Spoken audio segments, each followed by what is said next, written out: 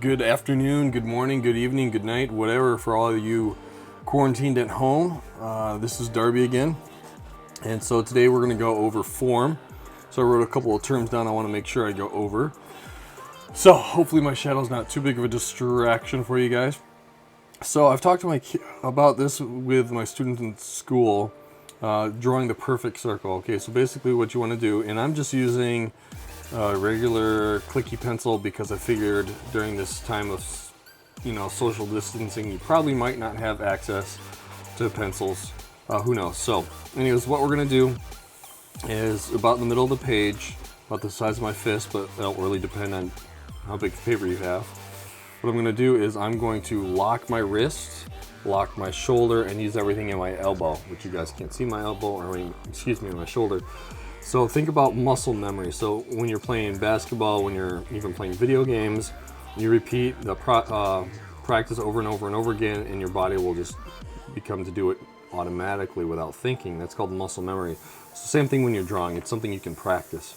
So what I'm doing is I'm floating above the paper. My hand is actually lightly touching the paper. My pencil tip is not. I'm going over and over until I feel like I have a circle. Then I'm going to slightly push down until I feel like it's going better and better, and oh my gosh. There we go. I think I was talking too much and that kind of ruined that, but that's okay. If I want, I could go back. But I think I did pretty good. I don't really want to worry about it too much. But anywho, so that is what, that's how I do my circles. Lots of practice. So lots of time when I'm on hold with whoever, Amazon or whatever, I do this, or when I'm drawing and watching TV. So we did the perfect circle. Now we don't want our circle to just sit out in the middle of nowhere. The first thing I'm going to do is I'm going to draw a line, roughly the bottom third of it. If you want to draw through it, you can, and then just erase it. Okay, that makes it look like it's not just sitting in space. So this is called overlap. That's a big vocab word. It has a lot to do with space from the visual elements. So by having this line behind the ball overlapping, you give that illusion of space, okay? So the next big word we want to talk about is contour lines, and those are lines that follow an object. So to make this look more like a ball and less like a circle, what we're going to do here is we're going to draw lines that go around the ball, like we could actually see and feel the ball, they would go around it. So what we want to do is figure out where our light's coming from. So I'm going to say our light is coming from this way, which is right here. So what I'm going to do here is I'm going to draw these contour lines that go around the ball. Okay, so I have those around the ball. And I'm going to kind of keep doing this over and over again. And I'm going to use more pressure the farther away I am from the light source, which should create a darker line. And this should be, I believe it's a 2B pencil lead. Anywho, so we're going to go nice and light here, and I'm going to continue to go slightly darker and darker and darker and darker as things go on. Now ideally I'd want to use something other than this pencil.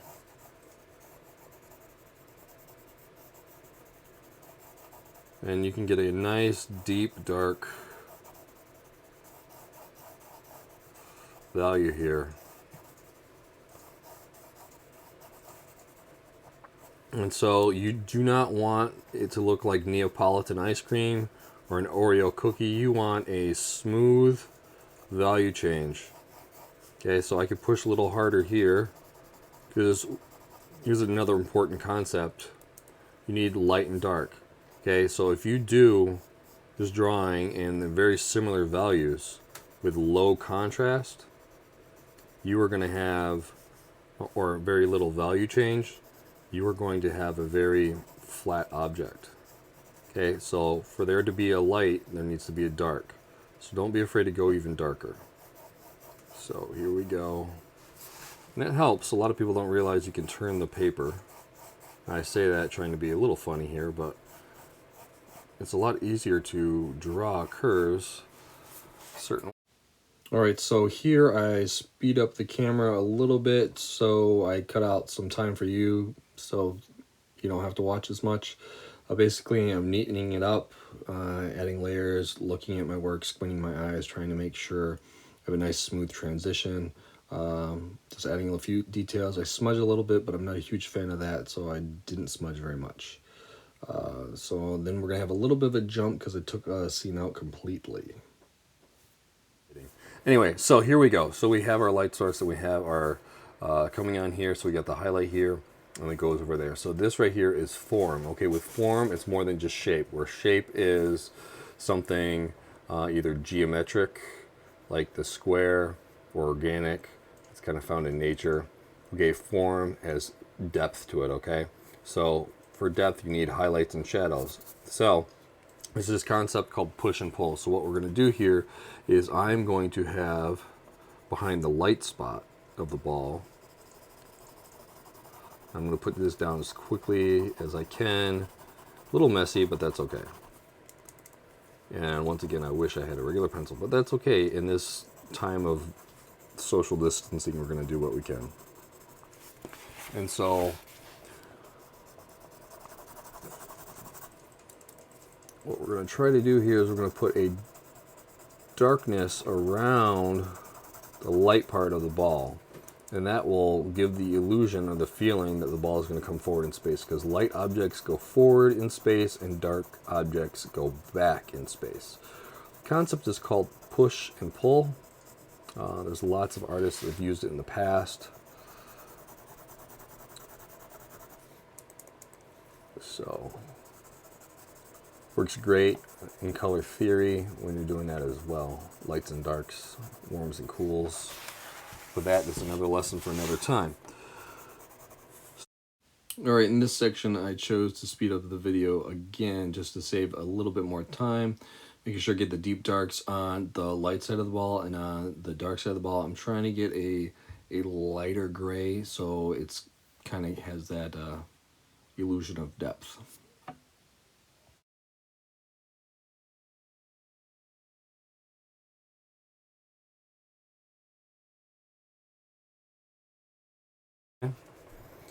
Back here with this ball here, kind of make it feel more rounded here.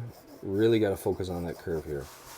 And so when you squint, you should be able to see a value change from here to here, here, and here. So that looks like roughly 3 to 4 good value changes there. So that's nice, okay? And then what we're going to do here is the light goes over here, okay? This was the light right here. It's going to hit right here and hit right here. So our shadow is going to be somewhere right here. And it's going to be an oval, not a perfect circle. Okay? And it's going to be the darkest right here. And they're all big vocab words for those, but I'm not going to get into that with you guys. And so I'm going to throw down some value here. Remember, we could go much slower and much neater, but for the essence of this project, since we're really only talking about form, sprinkling it with a little other art theory.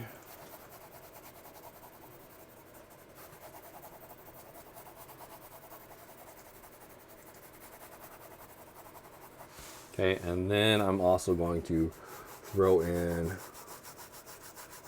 and I want this to look liney, my new word, because I want it to kind of feel like maybe a table or something.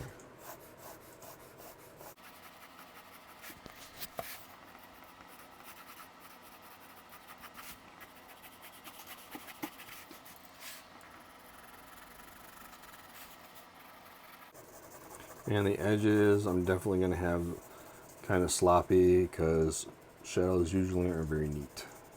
On the edges there, they're kind of fuzzy. So this would be a good time to smudge if you were so into smudging. Like I said, I'm not super proud of this right now, just because I'm trying to hurry here, but I think it does good point here. First off, I want to apologize for the shaky video, and remember, I'm just trying to get this done quickly so you students have less time on the internet and more time drawing. So a couple of things I want to go over real quick as I just neaten this up again. Contour lines that go around an object, okay? And so those are going to be, you know, lines a lot of people think of when they go to do art. They draw the outside edge. That's a contour line, okay? Next thing, we got push and pull. So the light here feels like it's coming forward against the dark. And this feels like it's going back, okay? Circle, you lock your wrist, you lock your elbow, and you use your shoulder, and you kind of hover over it until you slowly put down pressure. Start with light pressure and then go to heavier pressure. And it can't be dark without light, so don't forget to go dark and really light, okay? Thank you guys for tuning in. Please like, subscribe. If there's any future videos you want to see, let me know. So I seem to have a little bit more time now. Not too much more time. So please let me know what you think in the comments and so forth, and catch me up on social media if you're interested in doing that as well. Check out my Instagram and so forth. Once again, thanks for tuning in, guys. Take care and create. Remember, art's a journey.